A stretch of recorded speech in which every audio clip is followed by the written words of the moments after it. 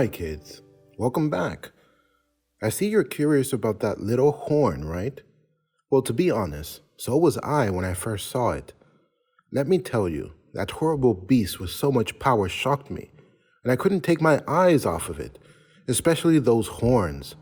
While I was watching, I saw a little horn that began to suddenly grow larger and fatter than all the others. And as it was growing, it knocked out 3 other horns by their roots. It seemed like the strange horn wanted to dominate all the other horns. In fact, it turned out to be even more powerful than the horrible beast itself. You know, kids, I really wanted to know the meaning of this little horn.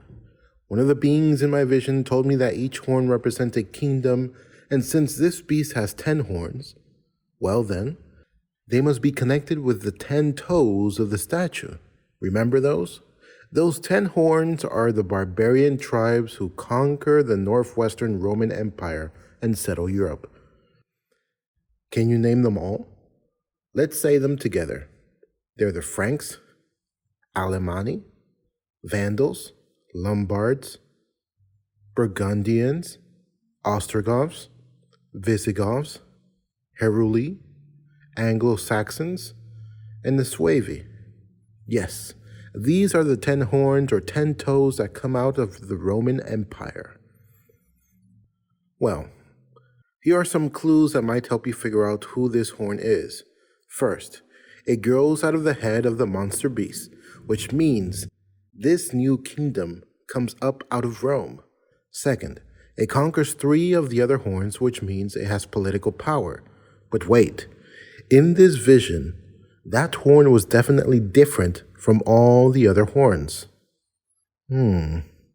Maybe because it won't only have political power. I know. It will have religious power too. Of course, that's why the horn speaks against God. Yes, it has a mouth and says terrible things. It speaks blasphemy against God. Blasphemy. It can only mean one thing. It means that this little horn will try to take the place of God and speak as if it were God, and maybe even say they can forgive sins. That's what blasphemy means. Wow. Is it possible the most powerful system in the world will also be a religion that dares to take the place of God and forgive sins? That's terrible. But there's more. This little horn had eyes like a man, and with those eyes it appeared that he knew everything that was happening on this earth. It seemed as if he knew all the secrets of both kingdoms and common people. If that's the case, then I believe that this system will misuse the people's confession of sins in order to know what nobody else knows. That's an excellent way to spy on people. I get goosebumps just thinking about it. But in order for this religious power to get away with these blasphemies, it will have to forbid people from reading the scriptures and will surely teach traditions and other things instead of God's word. And what happens if the people of God don't accept the false teachings of this horn?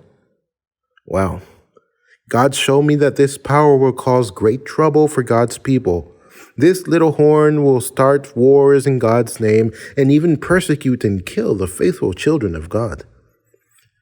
Let me tell you something else I saw in my dream.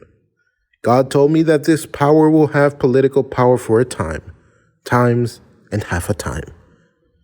Well, that's easy to figure out. You see, in Hebrew, the word time also means year. So this means that the little horn will have power for 3.5 years, or 1,260 days. But remember that visions are often filled with symbols, so this amount of time can't be taken literally. It must be understood prophetically. So in order to figure it out, you will have to use my friend Ezekiel's principle. He told me some years ago that 1 prophetic day equals 1 literal year. And that's a lot of time, I know.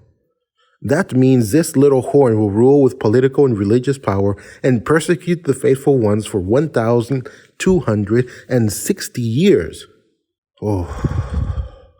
That's too much for persecution. God's people won't be able to survive such a long time. I pray God will shorten those years. There's one last thing, kids. This little horn will make new holy days and change the calendar and even try to change God's law. But as you already know, that's impossible. God's law cannot be changed. How could God change the day that He Himself rested on and blessed? No. God doesn't change. If the seventh day was the day that God made holy, then that's the day God chose for us to keep holy. And if God wanted another day to be holy, then He would have chosen it at creation.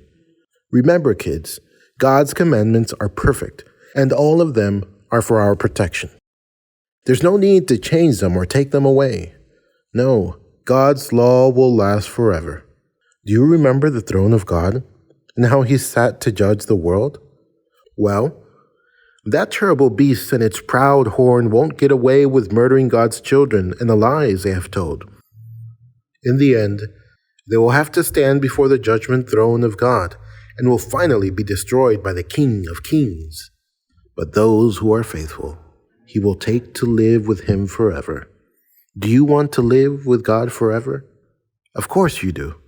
So study God's Word and study it well. And don't let yourself be deceived by the little horn. Okay, kids? See you next time.